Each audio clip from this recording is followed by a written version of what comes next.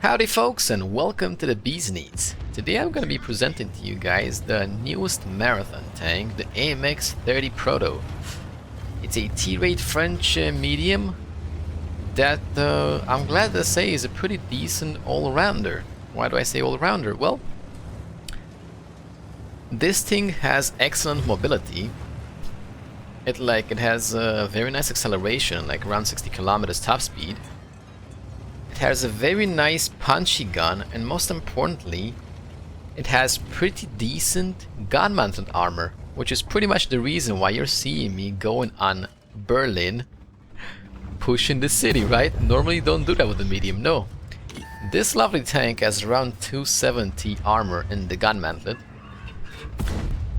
so you can get away with doing, slightly aggressive plays when the matchmaking is right. Obviously, I wouldn't recommend doing this, in a tier 10 game. Of course not, because, 270 mantle armor, of course, somebody's bound to penny, right? Especially if they shoot gold or not. But when the matchmaking is right, when you're top tier or the likes, it's super easy to, try to play and wiggle your tank and troll people because they bounce on you, right? Yeah, so very nice mantled armor in this tank. Don't be fooled though, it doesn't really have full armor. And also one important thing, I don't recommend you guys try to side trip with this because the sides are very easily overmatchable. Right, your side armor is like 40 millimeters in some parts, and even lower, quite close to the tracks, I believe there's like strips of 28 millimeters. So you will be getting overmatched by a lot of tanks. And not only that, you usually get set on fire. The fuel tanks somehow placed around the sides. I have gotten set on fire. I think 2 times I gotten set on fire because 2 times I tried to side scrape, right?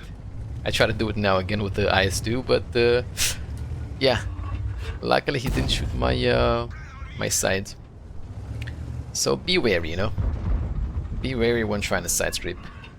It's not something I would fully recommend, right? Your armor's not gonna hold. Well, going back to more statistics about this tank, it's a very good earner, right? The tank has 232 millimeters of pen with standard ammo, which pretty much means you never or almost never need to shoot gold ammo. I actually had more APCR in this tank, and I found myself taking it off because I wasn't using it, right? The standard velocity is also pretty decent, 1000 meters per second. So yeah, this is possibly the best medium tank penetration, or trying to say the best premium medium tank penetration at T-rate. It's the same gun, I believe, that you can find on the Lorraine or on the Somois. Very nice penetration.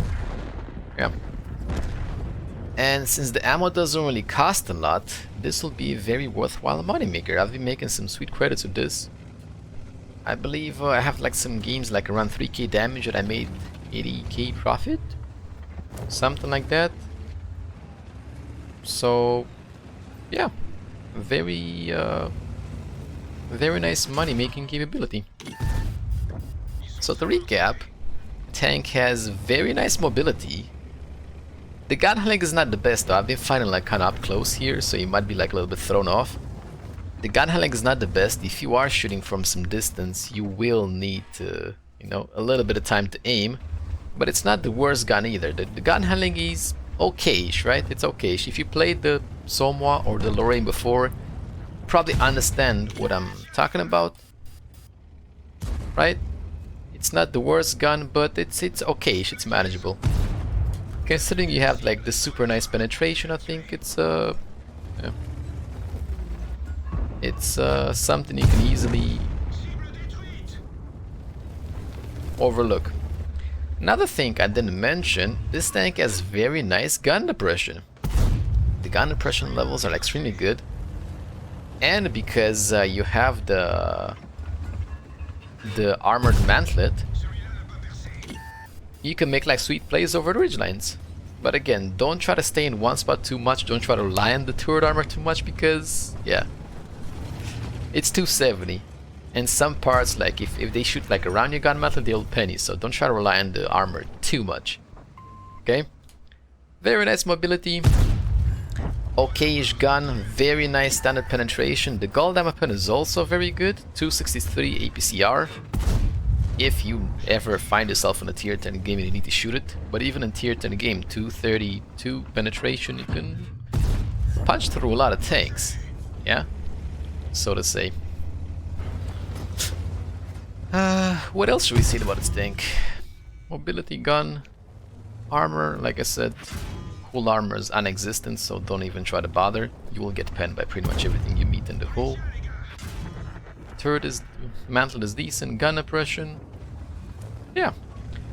I will gladly say that this is a worthwhile premium tank, right? Especially if you're somebody who doesn't spend money in the game. This will be godsend for you because you'll make nice credits, you don't need to shoot gold ammo.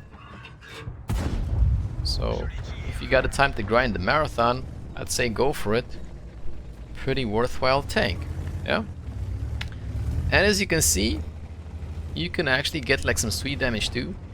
The rate of fire is not too bad. I think this tank reloads around 7.5 seconds if I'm not mistaken, something around that ballpark. And it's 300 alpha damage, right?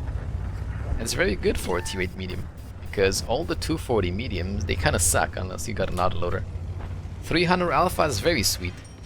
And to answer your questions that you probably might have comparing this to other tanks, yes, I would say it's a lot better than a Elise and a Lansen. First of all, because this doesn't need gold ammo to be good. It does not require gold ammo to be good. And second of all, compared to Elise and the Lansen, I feel like this one is like a little bit faster. You know, this one actually has a lot more reliable turret armor, to put it that way, even though it's only in the mantlet. And yeah, you will make money. So compared to the Elise and the Lansen, this is, well, why am I even comparing it to those? I think this could easily be like one of the top tier 8 medium tanks. Obviously not as good as a Progetto or 274, but it's definitely somewhere in the top of tier 8 medium tanks. So I would definitely recommend this tank if you're planning on grinding it. Okay then folks, don't be alarmed by the huge wad of credits I got, okay? I had personal credit boosters on, and I also had clan boosters on. The tank is a good moneymaker, but it doesn't make 300k per game, so don't be alarmed. We racked up a nice East tanker here while I was talking about the tank. Confederate metal and the high caliber. 300 and almost 2000k credits. I used the XP bonus, so we got 16k because like I added the XP bonus. We managed to get 5,543 damage this game. You saw that the damage racks up pretty fast, right? When you got like enough alpha damage and reload time, and you can see in the stats there, the reload time is 786, so I was about right, 7.5, 786.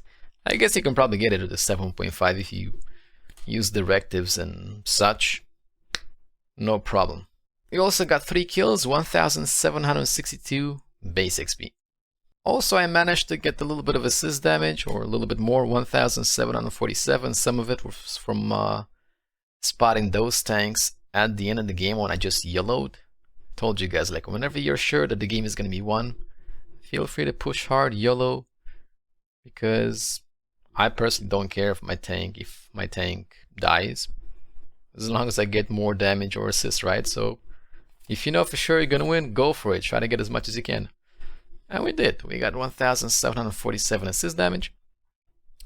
And in the end, the important bits, we made 253k profit. Again, I had credit boosters on and the clan boosters on, but I don't think it would have been any problem making like 100,000, more than 100,000 just without any boosters, right? Was a good game. As you can see, ammo doesn't really cost a lot, especially for the amount of damage I did. I'm not sure if I fired any gold ammo or not. Yeah, all in all, I'd say it's a very decent moneymaker, and not only moneymaker, it's a very decent tank. Alrighty folks, that's about it for today's video. Let me know how you feel about this tank in the comments below, especially about the fancy skin with a ballista on the back.